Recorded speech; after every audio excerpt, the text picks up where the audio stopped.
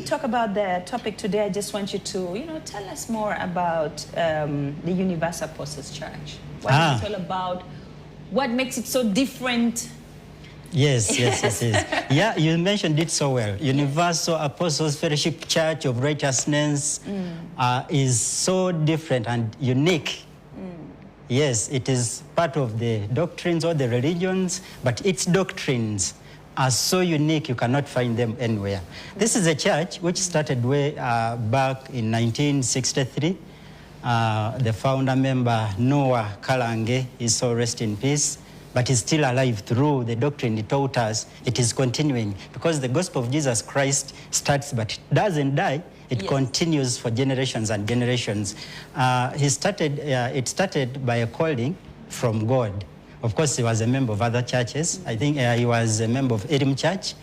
And of course, he had this calling of righteousness.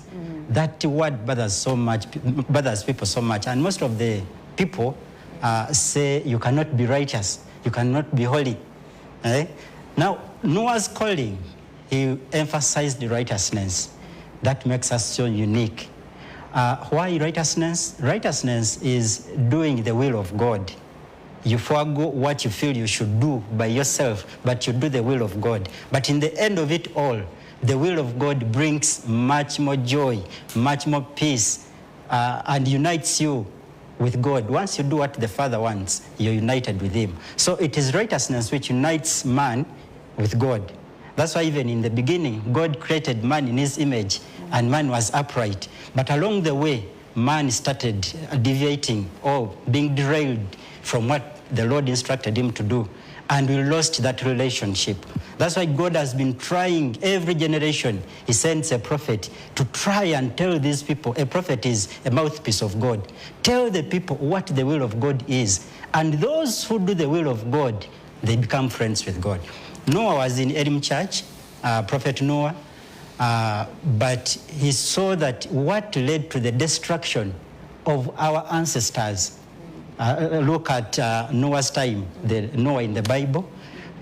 You saw that people started now doing things contrary to what God demanded. They started desiring, marrying the way they wanted, doing all sorts of evil.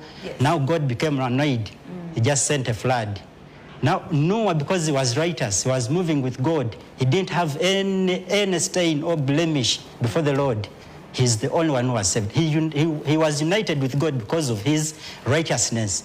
Righteousness was performed when he was still alive. Now, coming to this, the founder of this church, when he was in Elim Church, they had crusades, they had those overnights and so on.